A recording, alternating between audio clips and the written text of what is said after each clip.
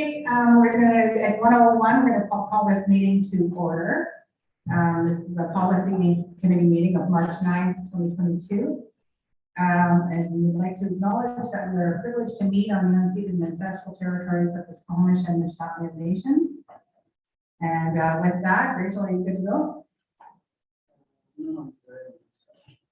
Are you not there yet? Okay. So right now we have a motion looking for recommendation to the agenda.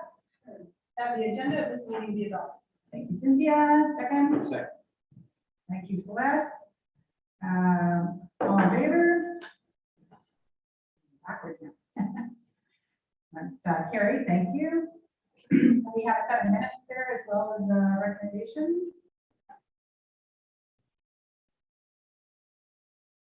That the minutes of the policy meeting held on February 9th be adopted. Second by Cynthia, thank you. All in favor? Like for Carrie.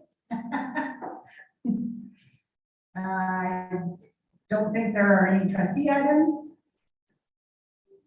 No, not seeing anything. We have no presentations, no information items. So that brings us to our discussion items. Rachel, you good to go?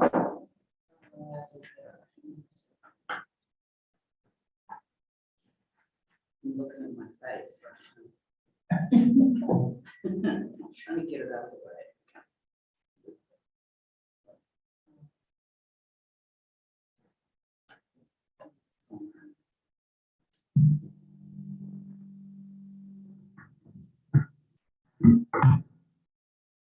That's very feedbacky.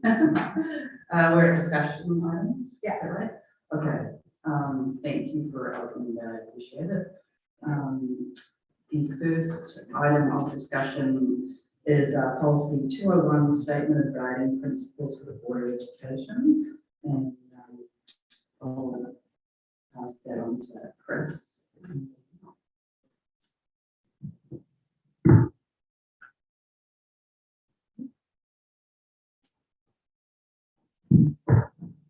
There we go.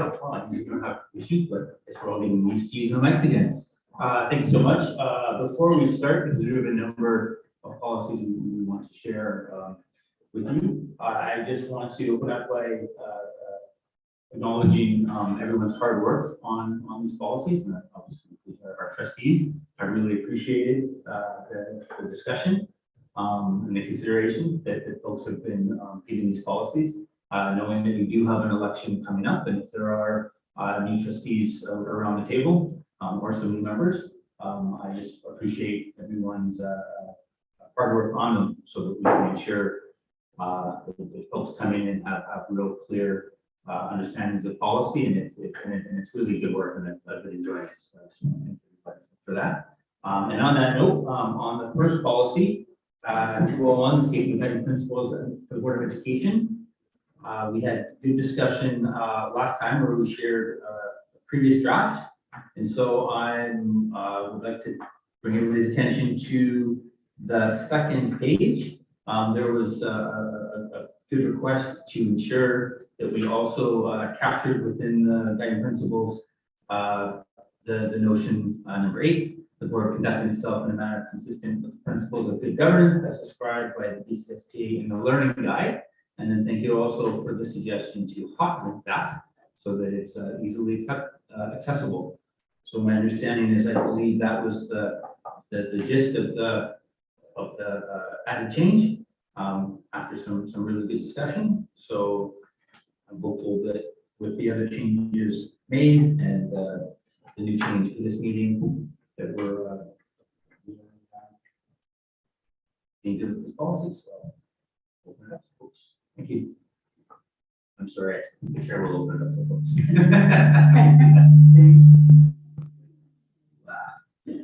Does anyone have any questions or comments? No? Or, sorry? Yeah, thank you. Thank you for that. So that takes us down to policy 202, trustee role. And I'll pass it over to you, Chris. Timing is much better. Thank you very much. So in policy 202, again, we made an effort to ensure we captured the excellent input from the board. If we look to if we look to 3.2 on the first page, again, all the new edits are in bold blue. So that I should have mentioned that earlier, the previous edits, when you see strikeouts, and then when you see blue, lighter blue for earlier editions. So the most recent version for tracking changes is where you see the bold blue. So we made some clarity around 3.2 because it did read a little bit clunky. And then upon reflection and review, thought we'd just make it really simple and clear and direct to capture the notion that everybody was treated equally in the public. Or maybe I'll just go through the changes and then open it if that's, yes, okay, thank you.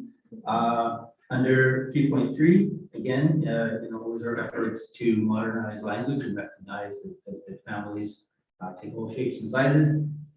Wonderful recommendation to include guardians with parents, and I don't recall if it was to replace parents with guardians. So I just made a judgment call to include both. And in 4.4, 4.2, again, a suggestion to ensure that we're really clear that when there is a majority vote, that it's supported by trustees, and to be really clear and succinct, it's in order to advance rather than undermine the work of the board. And thought that was real important language, especially for new folks coming in, that the board does speak as one corporate voice after a vote, and debate is encouraged and necessary. But once the majority vote is held, that's the vote of the corporate board.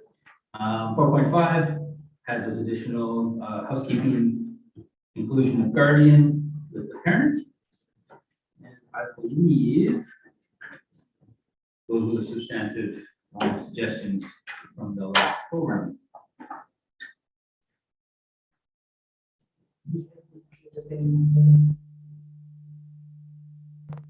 I apologize.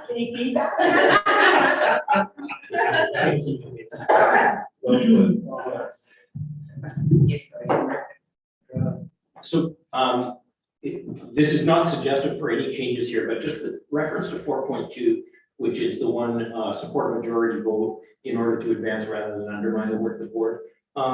That just flagging that that would be a good item to highlight in orienting new trustees, because people could legitimately wonder what behaviors fit that description and what behaviors would be contrary to that description. Like, what do you do when the press asks you that you voted against the motion that passed? What kinds of comments might be helpful to make at a time like that, so that you could explain yourself without undermining the work of the board? This is kind of subtle stuff. Anyway, I like what we've got written here, but I think it may need a little expansion during the training of a new trustee as to exactly what it means. And none of those suggestions about what to say or what not to say would be encoded as policy, but they might be helpful things for people to have in their back pocket. Anyway, thanks. Good work, I think, on this. Good.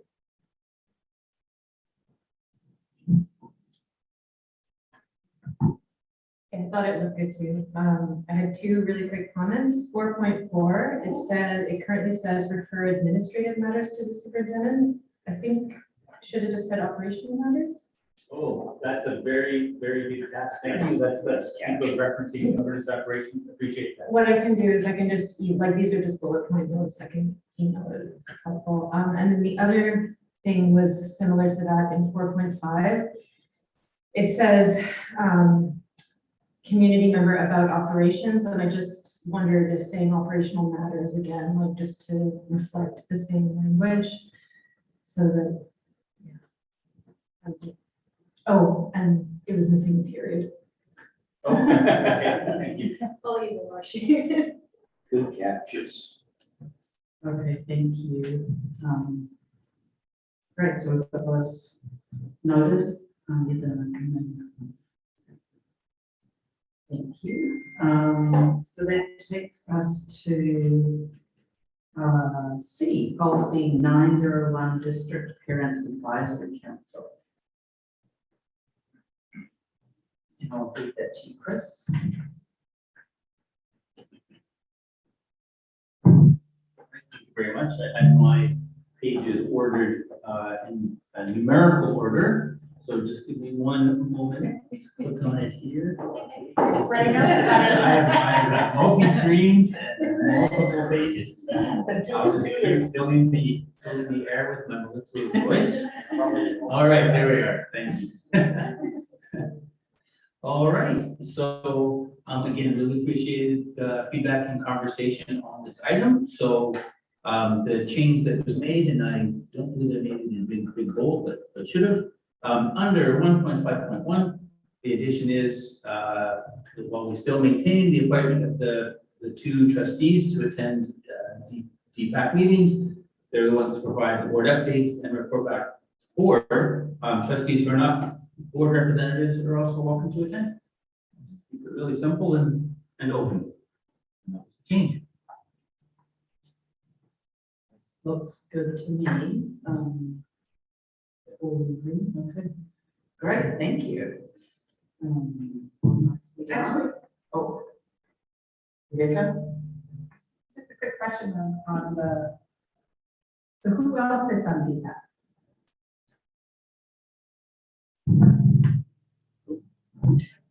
Sorry, I probably should have just spoken into your mic.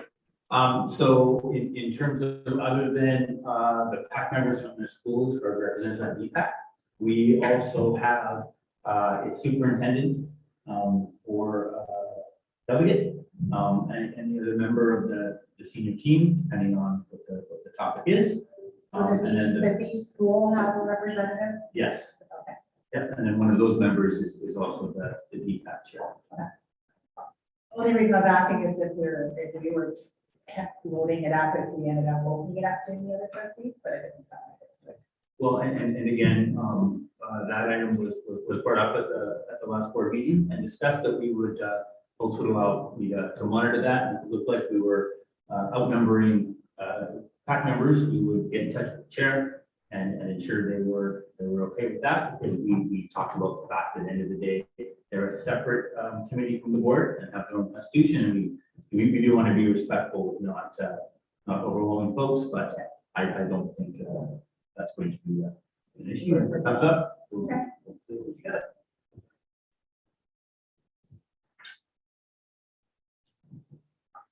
Thank you. That takes us down to D, policy 203, chairperson and vice chairperson. Yes. All right, thank you very much. So again, for this policy, if folks recall, the original one was very short and basically dealt with elections and really just who was chairing the meeting and who would be in their place. But we recognize the importance of these two roles, and so we expanded upon them to be very, very clear what the roles were. And the addition to this one was just the understanding that it's the board chair on behalf of the board that ensures the evaluation of the CEO, superintendent. And within that, we also included the link to the policy for the evaluation of the superintendent, just for ease of use, clarity. And I believe that was the changes requested, and I think they were really good suggestions. And other than that, the other changes from last time would stand. Okay, thank you. Does anyone have any comments, questions? No? Yeah. I thought it was really good. There were just a couple things, again, like missing period, missing, then I'll just email directly to our sheet, but all in all, this was a lot of work and it was awesome. Yes. Well, thank you. All right, we're now at E, policy 204, trustee code of conduct. Oh, sorry. Sorry.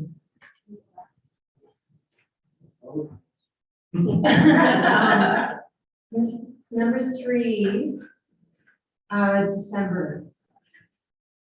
For in policy 203, did we decide on December? Elections? I believe we did, I thought we talked about that and made that change, did I not? It's Oh, my not in goodness. there, yeah, Okay, sorry, yes, December. yes, December makes sense. Thanks for that, helps me catch again. No, I appreciate. I wasn't it. sure if we made a decision about that, or if we were talking about it. We had. My bad, say, That's only after the election. so, Always, I think. yeah. So in the discussion, what we noted was there was a change made to June. And then we had taken a look at that and we had realized that, yes, for the sake of an election, the person would only have a few months before they'd be up for election again.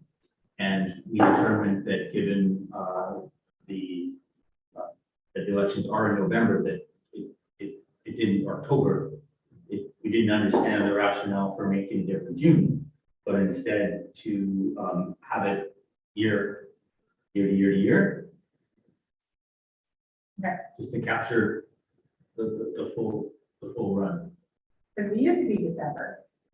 Well, this is what we were And talking then about. we switched to June. And no one could recall what the rationale was for that, so we can go back to what we thought just made. I think it was just school calendar, so that your new chair would start out your year, calendar year, instead of midstream. I think that was all I can.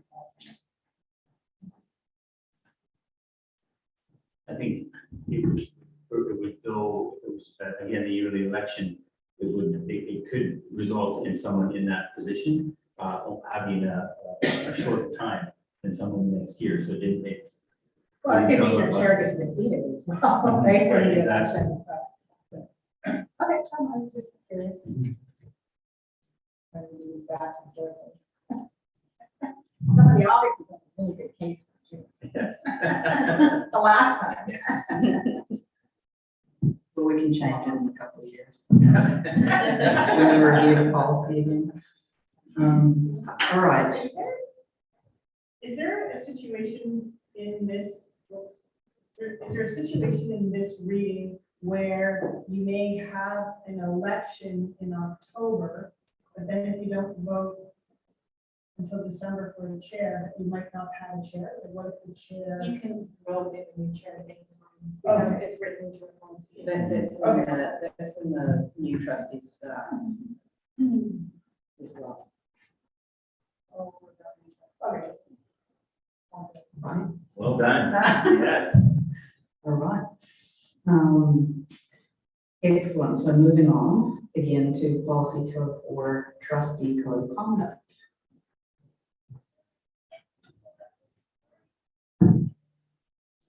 Right, so we just, second to look at the notes.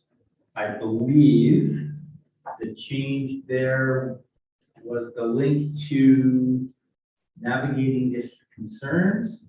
Just open that document, sorry, 1 second.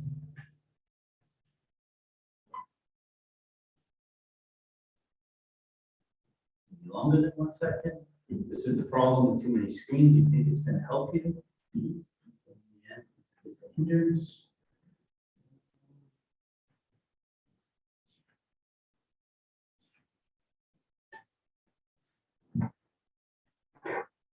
Apologize, folks. There it is. Okay. 203, 204. Right.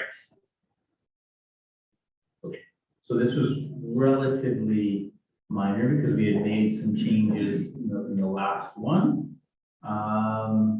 We had moved earlier 3.2 to 206. I think the only change was, again, I believe in number 5, some word changes. So it reads, remember the primary function of the board is to establish the policies that govern the district, operations and the administration of education programs and conduct of school business shall be responsible to the superintendent. So we'll fix the, errors and look there in terms of some of the spacing and whatnot. So that was on the basis of the suggestion to just, again, making it clear about responsibilities. We added the use of the navigating district concerns with that handy link. And I believe those are the newest changes. Other than that, we had everything else covered. I apologize for not being this prep for this one. My notes 5.2, make sure that's correct. Right. So I'm really happy to open it up.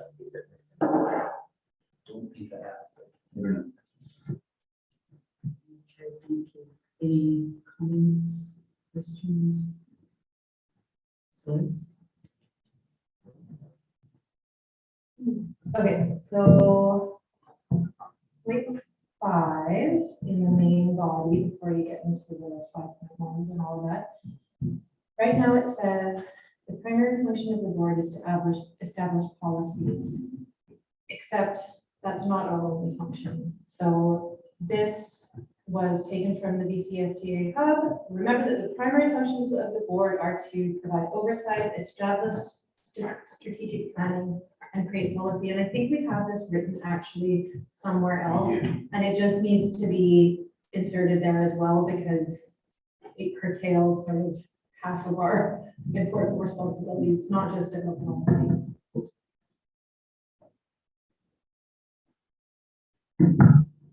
Respond? Yes. Yeah, no, thank you for that. We do have it elsewhere. And actually recall, we talked about this before.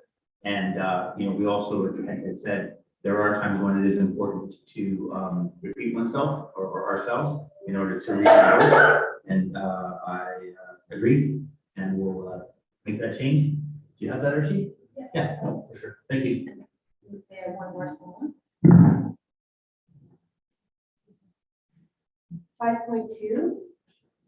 The only thing that I would add to this one is to say, as appropriate, refer any parent or community member with a query, because sometimes the queries are actually for us. Sometimes it's a governance issue. So we're not necessarily referring to staff for every little thing, but as appropriate, we will. And I love that the flow chart is linked here, and I wonder if just linking the policy also.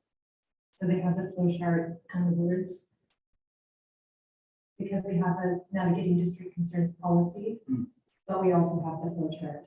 So just having both at the end of that sentence linked to really, that's such a useful document. I think that anytime you can front load it, and then just adding as appropriate to the start of that sentence. Rick? So, I'm just a little bit concerned with the as appropriate. suggestion, because of the possibility that a trustee motivated by something other than the pure interests of the district could use those words to avoid following these guidelines and avoid referring a parent or a concerned citizen to the staff. There is a temptation, we see it in other places around the province, for trustees to try and find ways to circumvent these sorts of policies. So there may be another way to achieve this. I totally understand what you're saying, and I don't disagree with it. I'm just not sure that those words give the kind of guidance that at least I thought we were intending here. So I don't have a solution to the problem. She should give it over to Assistant Superintendent Mr. Lorette, who suggested perhaps an easy fix is to insert the word operational in front of query.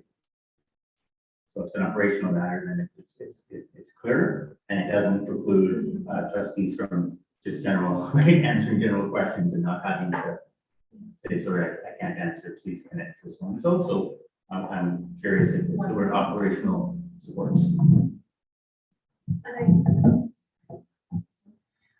It's not that I don't think that you shouldn't know about complaints that are not operational in nature.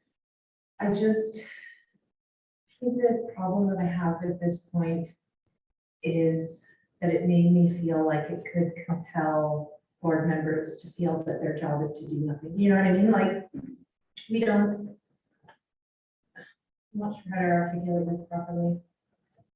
Go ahead, Chris. Just respectfully, in the beginning, when we used the word primary function, right, about policies that govern, that is, I was hoping was actually giving and elevating the governance of policy is huge, and that is financial. That is, you know, your sole hire me. That's land. That's so many of those other items. So when we read this in its entirety, I would just remind folks that this is about the trustee role, and it wasn't in any way meant to curtail or to minimize the work that the trustees are responsible for. But I appreciate that, as always, you know, folks sharing their questions and concerns. That's what it's about. I'm not sure if this helps with this discussion or not, but it could be that changing that stem of number 5 to say, remember that a primary function of the board is to establish policies rather than the primary function of the board is to establish policies. I wonder whether that helps to resolve some of this. I feel that last suggestion that we add the full sentence from the trustee handbook actually That's all. takes care of that. Yeah, okay, yeah, I see that now. Yep. So if we were to again make Yes. the changes, put the word operational in front of query.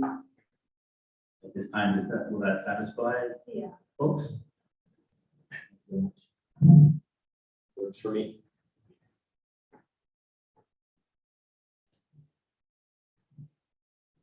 Anything else on that one? Okay, and so that takes us, there's a second part to this one, part B, 204A, trustee code of conduct sanctions.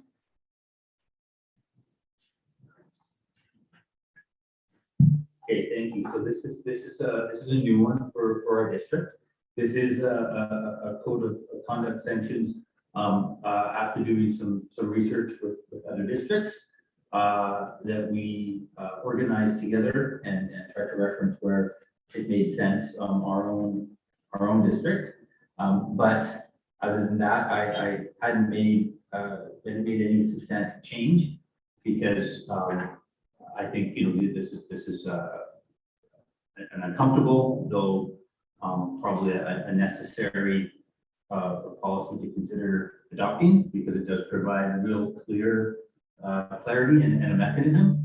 Should we ever, and I hope we never do, arrive at this place, but as Rick had said earlier, we do know there have been and unfortunately continue to be some significant challenges in other districts with other boards. So we thought, again, and thanks Rick who suggested that we look into this because I think again, it's a proactive step to really help folks, moving forward, especially, have some new folks that don't have the same level of respectful relationships that we all do here. So I'll just put this forward for discussion and open for feedback. Okay, thank you.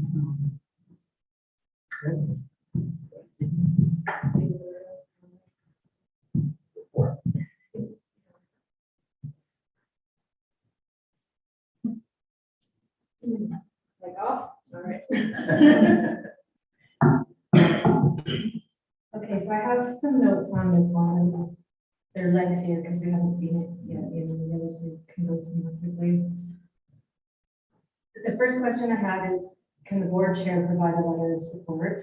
It didn't necessarily state that explicitly, and I thought that might be something, I can't remember what that was from, I didn't write it down, but it says that any complaint would need to be followed by a letter of support from a trustee, written to the board chair, I believe.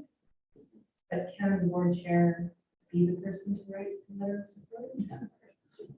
What if it is a complaint against the board chair? No, all of these complexities, right? So there's that.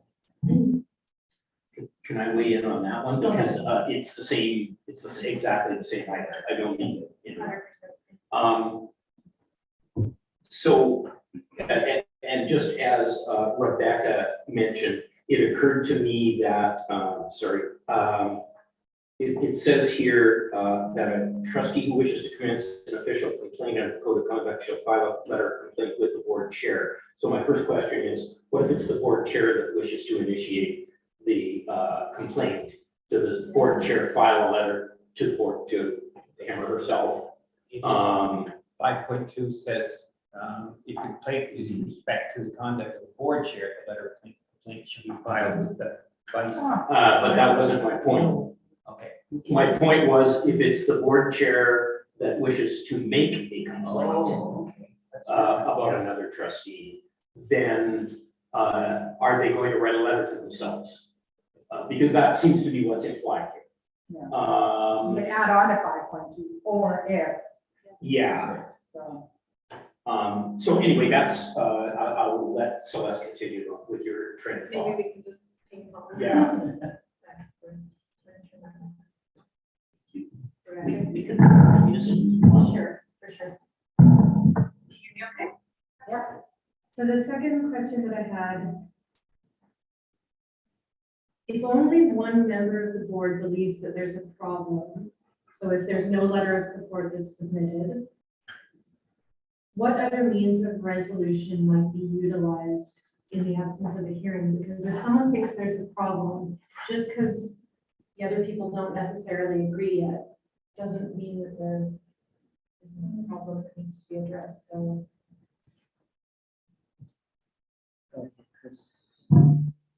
Yeah, happy to provide some clarity that's helpful. Again, with the number one, the trustee code of conduct, which again references our respectful workplace. With number two, conciliatory measures, this is all after. So if they haven't been able to, have a conversation on the side, follow our respectful workplace policy, etc. So this is after those efforts have not resulted in, again, a conciliation. Then if that trustee still felt, agreed, then they would engage in this, in the process. Fine. Absolutely. Are you leaving number 5 and moving on? So I have something else in number 5. Mike on? In number 5, it says, file a letter of complaint within 30 days of the alleged event. And my concern was that 30 days might be too short, given that the board actually only meets every 30 days. It would seem like, if somehow or other it gets missed for 30 days, then suddenly none of these steps can now be taken. And somehow that didn't seem right to me. So I don't know, I'd suggest 60 days or some larger number than 30 anyway. Yeah, even 6 months, why not, like. Yeah, I mean, sometimes people need to reflect on these things and sort of stew on them, and then, you know, it might take a while to realize, well, someone's done something quite wrong, and I need to somehow deal with it, and that could easily take, as you said, some time. You know, on the other hand, I don't think you can leave things hanging over people's head forever. So, I'm fine with something, you know, more than 30 days. The one thing that I would say is sometimes when you take time to reflect, you can solve problems in alternate ways. So giving more time might be a benefit because you might never need to use this mechanism. Whereas if you feel pressured to because of some time limit, then it could lead to an argument that never actually needed to happen if the person could have just let some time pass. Good point. Yes. Does anyone else have any That's feedback on my next. Oh, my next one's 7. I can agree to 60 days or something like that. I wouldn't want to see something last 6 months. You know, and then we have to try and go back and discuss what happened or try to remember. And then bear in mind, it says, it doesn't mean that it is 30 days or it is 60 days. It just says within that time frame. So it could, you know, someone could file something the next day. A compromise between the 6 months and the 60 days would be 90 days. I was going to say. that would be my choice. I'm all about compromise. Sorry, that was It's short enough and long enough.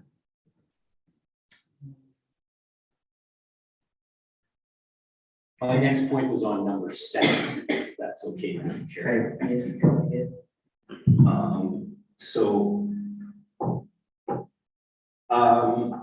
So number 7 says to ensure that the complaint has merit to be considered and reviewed, at least one other trustee must provide to the board chair within 3 days of the notice in writing of the complaint being forwarded to all trustees, a letter indicating support for having the complaint heard at a code of conduct hearing.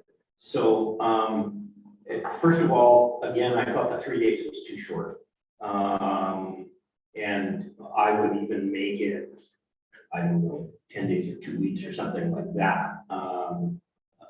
People have busy lives. This isn't the only thing they're doing in their lives. And then the second point under that number 7 was, it says a letter, but it doesn't define a letter. And so I'm thinking, does that mean an email isn't good enough?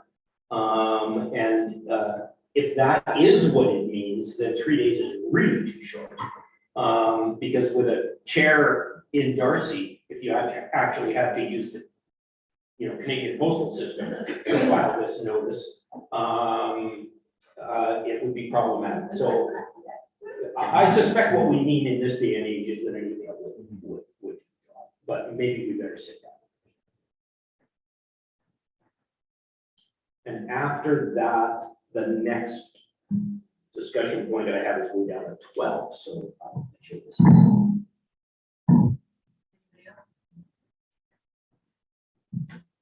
What? Next thing was 10.3.1, which says, and I don't know about this, but it says the board may, however, in its discretion, call upon legal advisors to assist them on points of law or drafting of possible resolutions. Depending on the seriousness of the event, there may be situations where third-party legal advice should be sought no matter what, no matter whether the board happens to think it's a good idea or not. I just didn't know how to leave room for that. They may think, oh, we don't have to, but actually they probably should. What's the threshold for saying maybe you need to get some legal advice before you make a decision? So, right, yeah. It could be, that's a good question, I think. But the board has internal resources to try to help them make that decision. So we have the Dave Duncans of the world who are have some expertise and knowledge, not to the extent of a lawyer.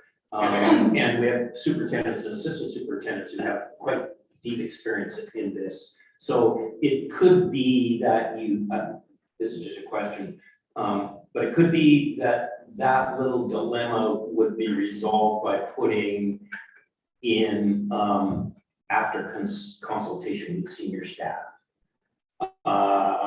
Totally, because 10.3 says that senior staff will leave the room. This is what I was getting at. Like if everybody else leaves and it's only the trustees in the room, then the superintendent, so maybe the superintendent stays.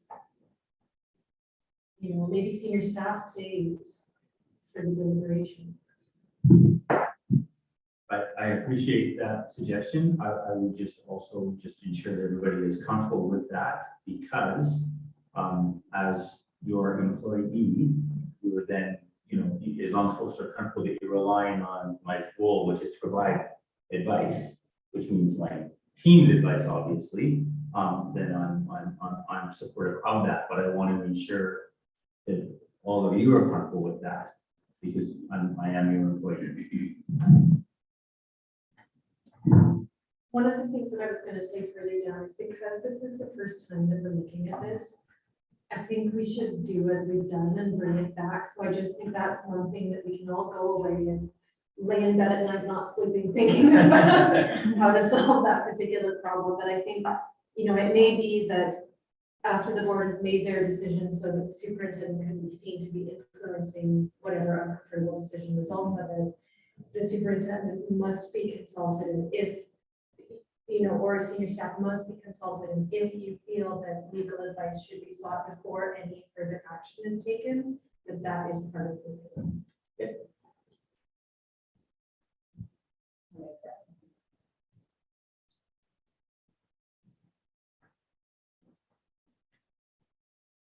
Makes sense. What else did you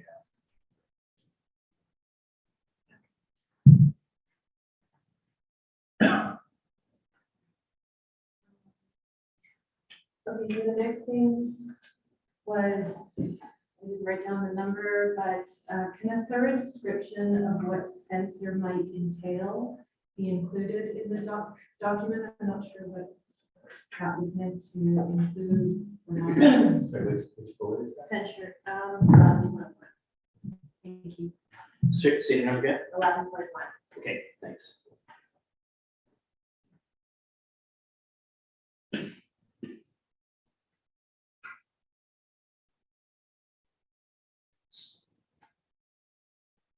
So Celeste, just to be clear, you'd like to know more about what a letter of censure would consist of? Is that? What does that mean? Like, I think it's actually 11.2. But like, if you're gonna censure somebody, does that mean they can't attend meetings? Can they attend but not talk? Like, what are we talking about here? Thank you. Yeah, so similar to progressive discipline of employees. There's a progression of steps. So this is that progression. So it can be a letter of censure, which is naming the offending behavior and explaining that that is unacceptable. So you're censuring, it's like a letter of, it's like a letter of expectation. That It's this is a- how we expect you to behave. Yeah, But it's in writing and it's official. and it's in the minutes, like it is pretty serious, right? That first step, because it's now captured for public. And then 11.2, Sorry, Chris, would that be public? sorry, Would it be public? you determine whether you want to make it public or not. That's again, would be that successive levels of discipline. That's later on, actually, I think 11 or 12, which talks about making things public, but I would caution against that, unless it's super egregious. And then in the 11.3, there's the piece where, again, it's any or all. So depending on what the board feels is appropriate, it could just be a letter. It could also be a letter that contains the notion that either, you've been removed from X committee because of that behavior, not representing the board. It can be, again, other appointments. So maybe they're being taken off of the BCSTA because they're failing to represent the corporate board, but are only always talking about what they believe. And then you can also choose to, as happened in Victoria, right, actually prevent folks from attending the meetings until the next election, or they can be present but have no vote. So there's a series, and I suspect it's not listed because I don't think they want to make it closed, because we don't know what the circumstances might be. But we could certainly improve the policy by having some examples. Without being restricted.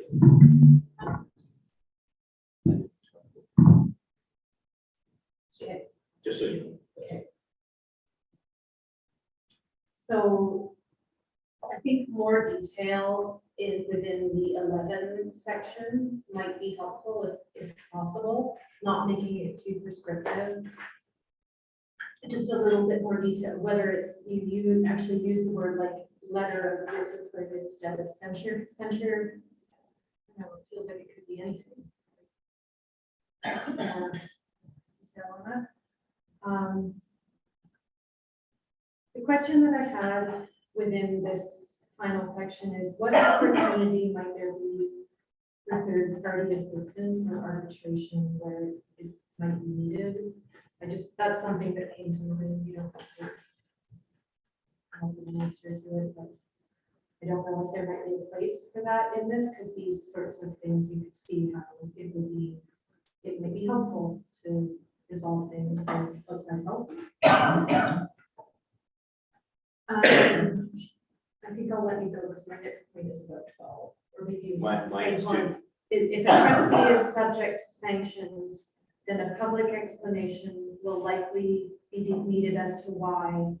How will this be handled? We need to maintain public trust in the system and the process. So,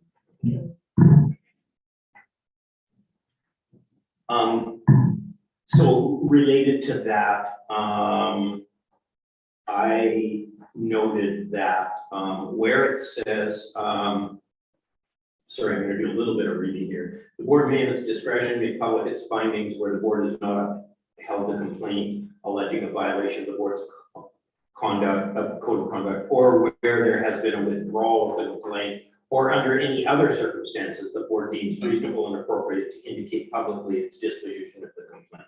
So to me, that was a little too ambiguous, and it did not make clear the circumstances under which a complaint that is upheld, because it referred to a complaint that's not upheld. It does not make clear to me the circumstances under which a complaint that is withheld and there are resulting sanctions imposed can or should be made public.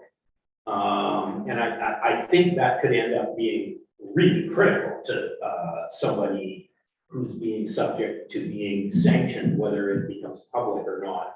And therefore, it would be very helpful in this process to have that better defined. I'll endeavor to do so. I will also suggest that the reason it is ambiguous is because, again, we don't want to be overly prescriptive or restrictive, because when it says the board at its discretion, I'm going to assume that that's going to include advice from senior staff, et cetera. And it's the corporate board decision as to whether we're going to make something public or not. And I would, it might be problematic to put some descriptors down. For example, let's say it was about to name sexual harassment. Well, there's a threshold. So if we say in all instances of sexual harassment, because there are, right? So I would just caution, and again, I'll do some more research and bring things back, but I would just caution against being too less ambiguous, if that makes any sense, because I would worry we might be painting ourselves into a corner of policy. That said, the board can make amendments to policy at any time. If this were to be at this degree, we could always do that as well. But I'll research further. Thank you. The wording there seemed to indicate to me that the issue of whether something became public or not only applied to sanctions which are not upheld by the board. And that seemed to be what the wording said. And I don't think that's the intention. Clearly, you want some guide, the policy would want to give some guidance on whether it becomes public or not, no matter whether the sanction is upheld or not. So that was one of the issues I had with that. So I don't think it'd be very difficult to add clarity to that. And it might be that I just misread it, but I did read it several times and it wasn't clear to me. Thank you.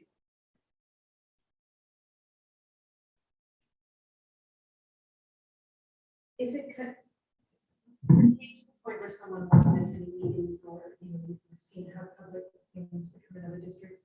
I just think again, like the public is gonna expect an explanation, so we need to think about. This is one of those things. Lay in bed at night, awake at 3 o'clock in the morning, thinking about how to address that, just for the benefit of the public. They will want to. We will have some duty to report to the public before if this ever happened. Have some duty to report. One more. I'm good, thanks. Yeah. So I just have one kind of over encapsulating thought about this policy. I think that this is a really good start, but my main concern is just about the possibility of abuse with this kind of policy. There's a lot of detail about process with respect to the hearing of complaints, but little detail about how problem solving might actually be approached. And maybe it would be too prescriptive to include that, Chris. I don't know, but it would just be nice to spend a little bit of time thinking about this. It would be nice to see principles of progressive discipline and/or coaching for trustees who may be in need of it built into the policy in order to promote healthy engagement before things like censorship. Censorship may have a place, maybe, but it shouldn't be the first step in the event of a problem arising. The public can be left feeling mistrust when elected officials are prevented from doing their jobs, especially if there is little public explanation as to why. Every effort should be made to support respectful and civil engagement when there are differences in opinion. These can just have a little bit more time to think about it.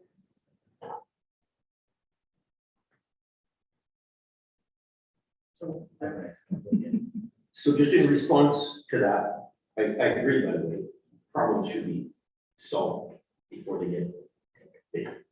And before board hearings and censures and denying people the right to sit at the board table and everything, those should definitely be last resorts. But I thought that this did a reasonably good job at number 3, under conciliatory measures,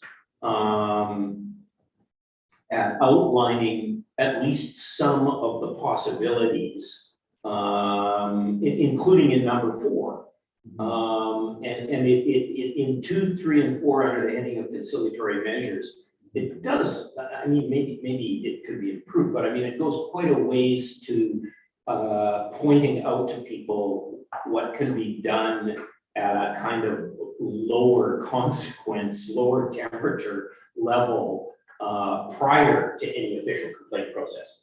And I'm sure that was there, but it may be that you're thinking of things that aren't there that should be, in which case it would be helpful to know this. I think it should be written in a way so that it's not easy to skip these steps. Maybe that's what I'm concerned about. Okay. I think I understand what you're saying. Make it clear, because although it's numbered, it doesn't mean that's the order. So as you said, list of like these are the steps that shall be followed. This before this, almost like a flow chart in that sense, to avoid someone going directly to the official complaint process, which my understanding would be clearly that is not the proper procedure at all. That we must do these other things first before getting to that stage. So completely to the point you just made in your last sentence or two there, Chris, it might be possible to put in here somewhere the expectation that a lot of this hinges on the chair, like complaints are filed with the chair, support letters are filed with the chair, and it might be possible to put in here some guidelines for the chair that before initiating the steps in the complaint process, the chair will ensure that the conciliatory measures have been tried and have and that there is little or no possibility of them solving the problem. And I would completely agree with that. I mean, the last thing you want is for a trustee with a grudge to rub their hands together and say, great, let's just go straight to censure, and et cetera, right? That would be irresponsible. And just, We don't want to create space for that. just to set people up for success, don't assume too that,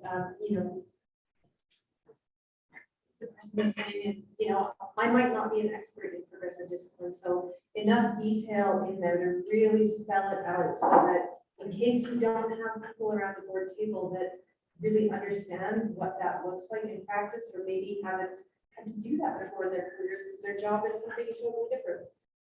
Does that make sense? It does, yeah. And of course, that's my role to support for sure and ensure, that abuse does not happen. But again, for Except future, let's put it in you there. might No, not be Agreed. Yeah, Maybe, no, things could happen before the CEO. I really appreciate, I mean, again, I think we've made these existing policies much better already, so. Awesome conversation, thank you.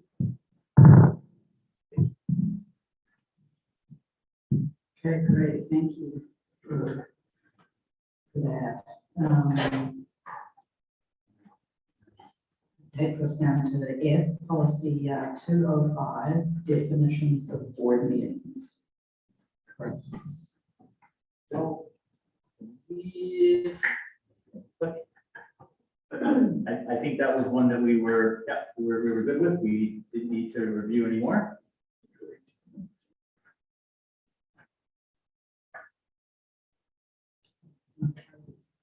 Did anyone have anything for that one? Okay.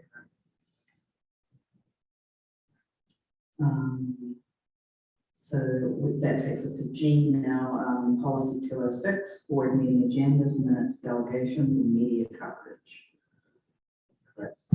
Okay, so this one had some awesome discussion and changes from last time, and just a few additional fixes were in page 3.1, 2.2, actually just changed it to, so it's just housekeeping, there's all housekeeping, right? It's the staff rather than management.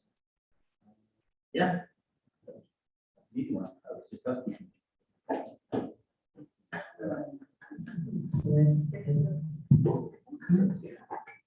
Super quick comments about this one.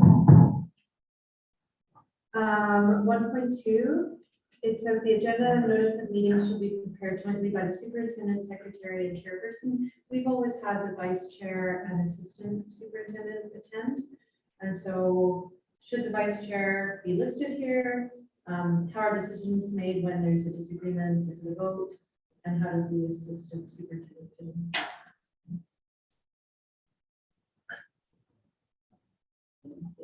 Well, we also, I noticed that throughout the other policies, we refer to the board chair. And then now we change the chairperson. I think this was existing. Somebody Language. but we can change it to board chair. I think the purpose of the three is like the people most responsible. Yeah, I don't believe it was, I also think it's sort of like the bare minimum. Well, and then you can qualify that by putting in there and any others that may be helpful or whatever we do, because it's some, as needed. right, because it's at some agenda settings, assistant soup isn't available, or I'm not available, so it's my designate. And Cynthia and I weren't always available. How about then, jointly by the board chair and or designates? And then we've got everybody. Yeah. Yeah. Thank you for that. So the question, just back to the meetings, and maybe it's somewhere else, I just haven't seen it. Is there an do we identify whether they should be in person or Zoom or number? Because there was that one district where they had a trustee who hadn't been to a meeting in years. Was she phoning in? Yeah. But not attending. So I'm just wondering if we have that somewhere or not. If we were to, for me, that would be in your trustee role. And Yeah, I'm just I curious. don't believe that we I don't do. I don't think we've ever, and I'm hoping we're okay with that because I think we want to be respectful of the, if folks want to attend a meeting, but they're ill and they live in Darcy, for example, they can join or down in beautiful Britannia Beach. So I would, again, I don't think at this point we want to put a restriction to it. Well, I don't know. Or just go back, I mean, such a board, what does the trustees feel? I guess my only fear, if it is not addressed at all, is that, a trustee could be accused, if that's the right word, of not attending a meeting, if the other trustees say, well, no, that phone call didn't count, you weren't in attendance at that meeting. Sorry, so if I may, we do have that. Oh, but we're talking about whether it was in person or electronic, so it's under trustee rule 4.8. That trustees shall attend meetings of the board, participate in, contribute to decisions of the board, blah, blah, blah. Attend committee meetings and meetings, so as a sign, so the need for attendance is there. We just haven't determined if that must be, because some boards have said 50% of meetings, a person shall be in person, whereas the other 50 could be electronic, or 60-40, or whatever folks are determining. But I don't know that, I don't feel that is helpful for us because we're so spread out. I don't want anyone to feel if they literally can't get here for whatever reason. To risk their life to Right, get here. right. Well, I think this board, sorry, this board has the understanding where when we can, we meet in person. However, moving forward, what if there are individuals who are saying, you know what, I'm going to save myself 4 hours of driving today, and I'm going to attend all my calls on Zoom, Or I'll spend 6 months in Mexico and call in for all of them. So I'm just thinking with you as most of this, we're talking about what it's gonna look like. And so I'm just curious about that. So a complication to this that just occurred to me, that the attending from a distance or in person, is that we've actually set up our stipend for trustees based on the distance that they are from where our meetings are held. That brings up a whole new conversation. And it's not part of policy 206 at all, Yeah. except that to the extent that you provide people with the greater and greater opportunity to attend from a distance, the whole rationale for the structure of the compensation falls apart, and you'd have to revisit that. So really, that comment is kind of an aside, but it is an implication of this conversation.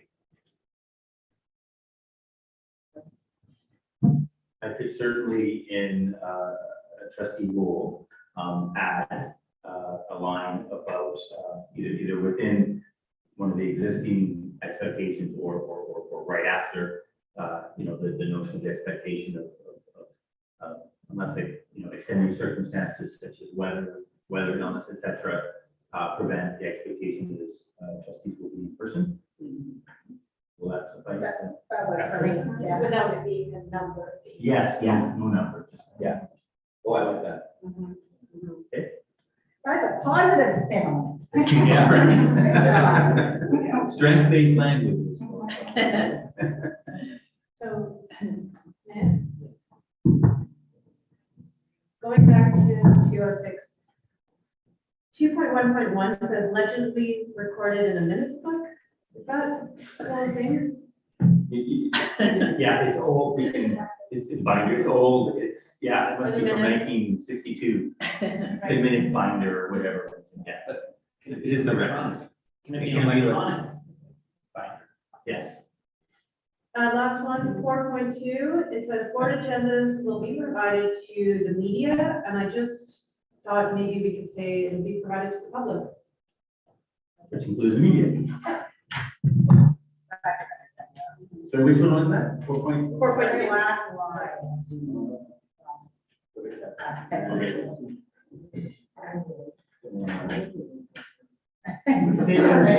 You should see the police act.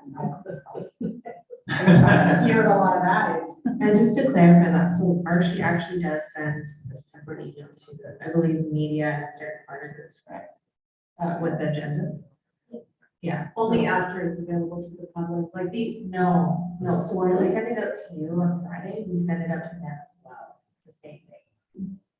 okay. It doesn't get posted on the website for the public. It does, but we do send out a separate email saying, here's our, just so you're. But I think the question was, it wasn't ahead of the public.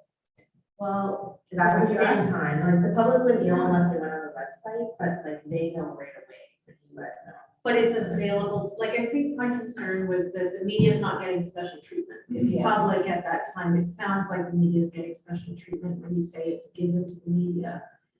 Even though you're emailing them, the public is denied access at that time.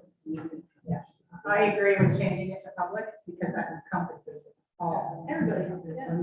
Everybody gets it at the same time. Yeah, that totally makes sense. I just wanted to let you know that we took that out.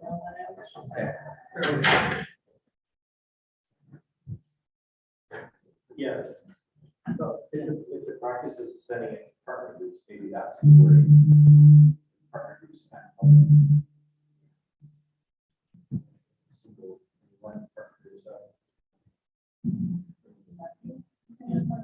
We do send it to partner groups, but it is available for our public groups.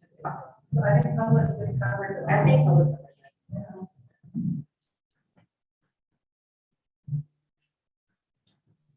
Okay, thank you. Is that?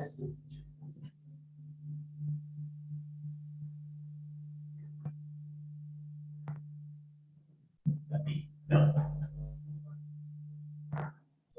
Oh. Oh. Put that in the No, minute. but I don't think it's. Yeah.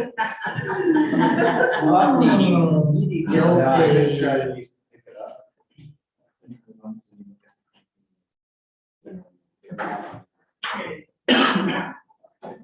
Okay, last but not least, on the discussion list here is H bylaw 200.2-2022 procedures for government board, school board meetings.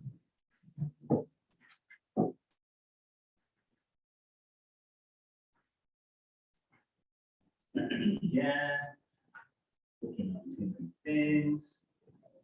I have an internal document with my notes, still prepared. I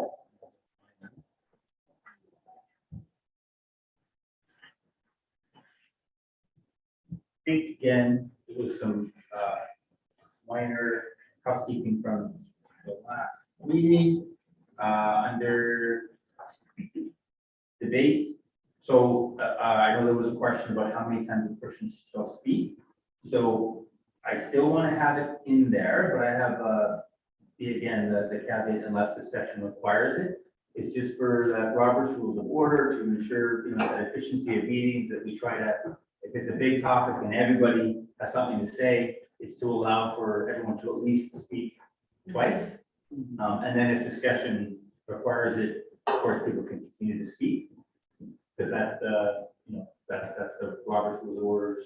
It also means that after that occurs, anyone can call for questions as well. So just remind folks of that, is that's to prevent a trustee from, bringing up the same over and over and over, and it's also up to the board chair to help curtail.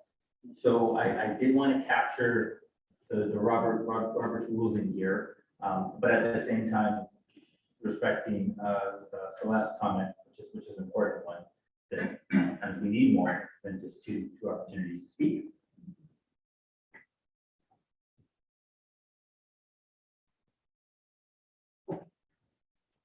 That's the place for.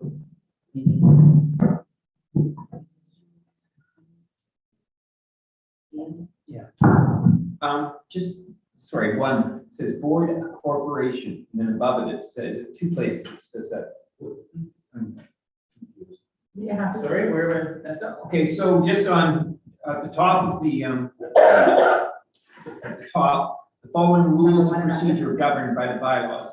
Number one, board of corporation, and that's what you titled it down below too. I'm just, Oh, that's funny. Right. It should, it should read as board as a corporation or something. okay, it's just, I didn't get it.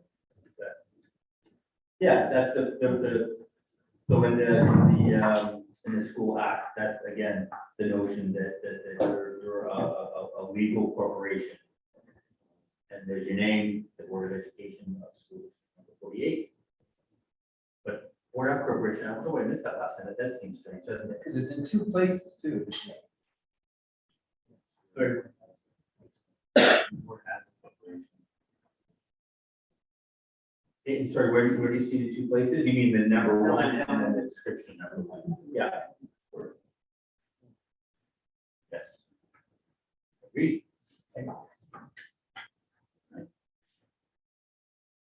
Chris, just going. Oh, sorry. I think we also, maybe we already talked about it, but there's the whole, I can't recall if this is new or not, the notion that the board form committees, that and anyone is welcome to attend. You're just not a voting member, and that was a Latin in there, they take it out. There it is, ex officio.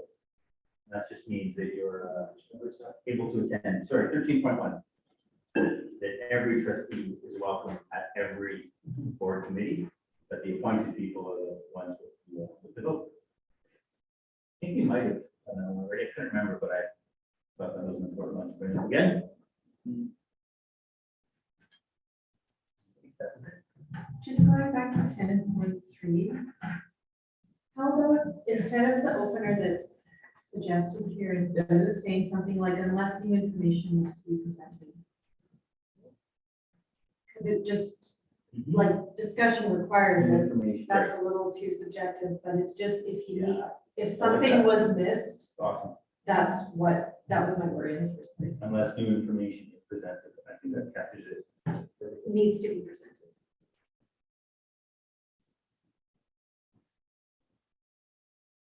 to our sheet, so. I'll be unable to read my scrolls afterwards, I'm sure, so. Great. I'm sorry to do this, but I wanted to take us back for a moment to 204A, which is the Code of Conduct Sanctions. And so an aspect of this that it occurs to me might be missing from here. And I'll just take us back to the current and ongoing situation in Victoria, where what we had was an accusation of bullying or harassment by a trustee or trustees. And then what the board did is they conducted an investigation. They hired an outside agency to conduct an investigation. And of course, that's because in order for the board to determine what the next steps were, they had to be sure they understood what the facts are. Right? When an accusation is made, you don't know whether the accusation is valid or true or not. And in the thank you, Celeste.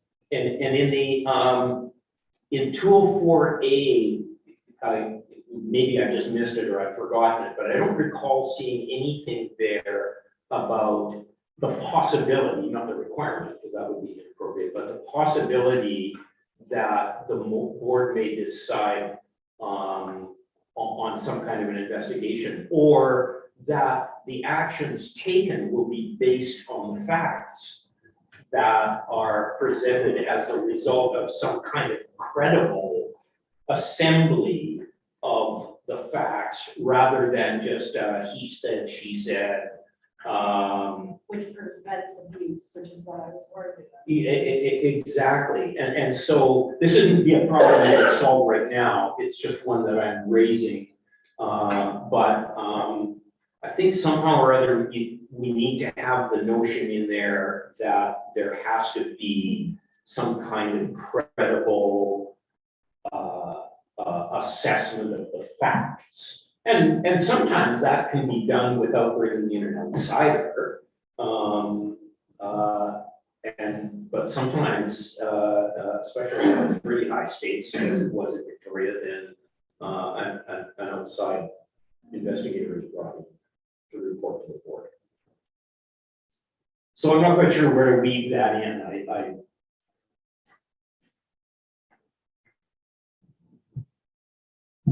No, thank you, Rick. I'm going to take that as for the to go away and have a think on. I will mention that in 10, in the second sentence, it does speak to, but we can clarify a little bit more, that procedural fairness and rules of natural justice shall govern. So I think I'm going to assume the earlier draft of this, that procedural fairness piece tries to capture some of that, but again, I think, yeah, when it gets to this stage, if there's collective confidence that it's being done, correctly, that's when we, call a friend, right, for that potential for the third party involvement. So I'll take that under advisement when we doing the next draft of this. Yeah, thanks very much.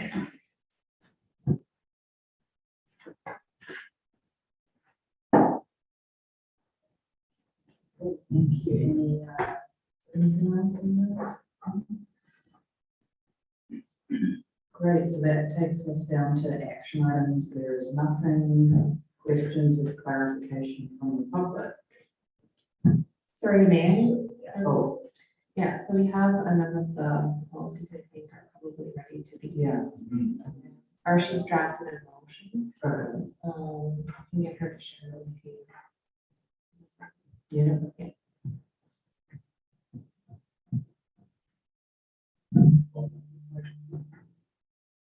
While waiting for that, again, I really want to thank everyone for the thoughtfulness. Folks read this in the conversation, and I just again appreciate the work. And on behalf of any new members joining the board, thank you. This is great.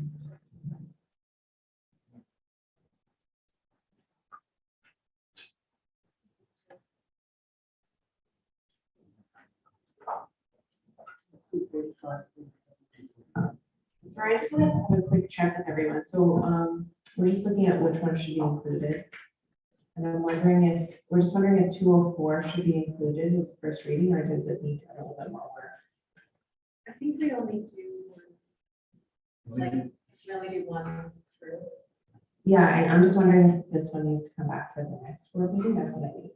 204A. 204A. 204A for sure, but we have some notes for 204. So we can double check. Some of it, I should speak it. sorry, I just wanted to check. So for instance, like providing that sentence BCSTA have about providing oversight and strategic planning and stuff like that. So we want to see those changes brought back to the next board meeting, or are we okay to have a meeting for that today? I hope you trust, that's, we make that change. There's super minor. Yeah, It's, so we can consider that. it's just a first reading, right? Right. Yeah, so it doesn't, the ink doesn't dry on this at that point. Their policies are not.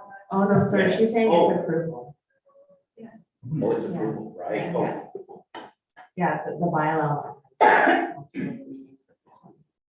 I feel we're just, like changing the stem to be a little more inclusive, and we've got the direct quote from, BCSDA provided by Celeste, I'm hoping.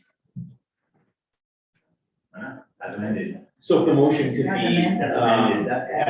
yeah, that we pass the policy with the amendments discussed, then that would be fine with me. For everyone Yes. except for. 204A. Yeah. Okay, so that's. And the what we're just- bylaw.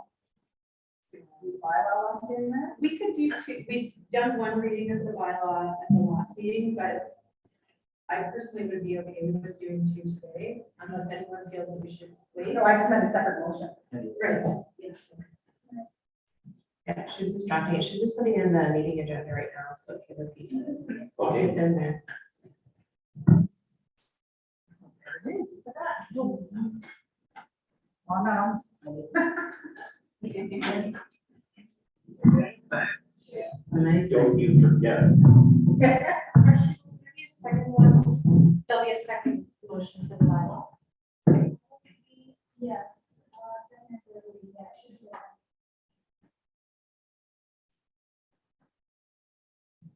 Should it be as presented or as amended? The motion that's in there and the policy. Too many computers. As discussed, because there were changes made, we did discuss them and we made some changes. Again, I'm not on the committee. Looks good. Yeah, I think we're good with as discussed, because some weren't amended and some were. Are you good with that, Rachel? Are you ready, Ashley?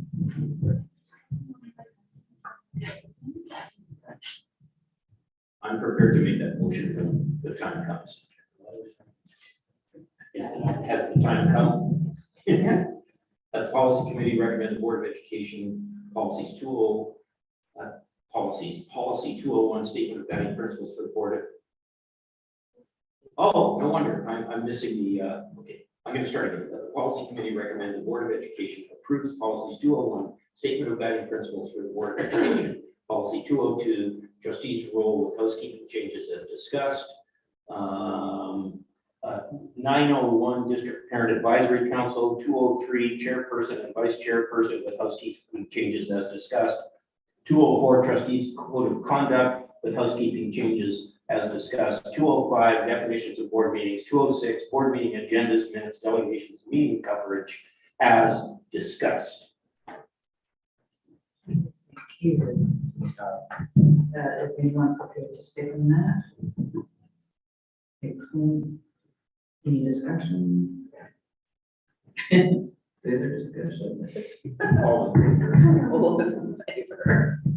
Carried. Or she's just pulling up the extra motion for the bylaw.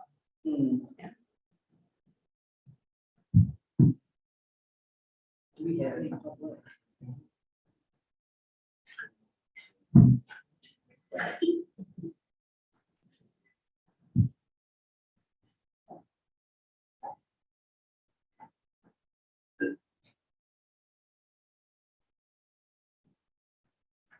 Okay,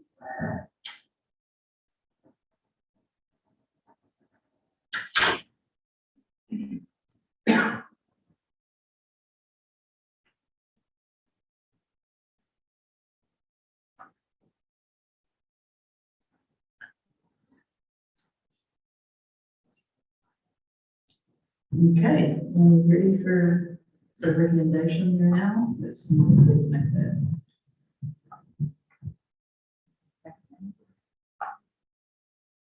No, I don't have it in front of me, suddenly. Wait a minute. Yeah. Go ahead. That the policy committee recommend the Board of Education give second and third reading to bylaw 200.2-2022 procedures for governing school board meetings. Second. Okay, all those in favor? Carried. Danielle, did you find any public questions or clarification?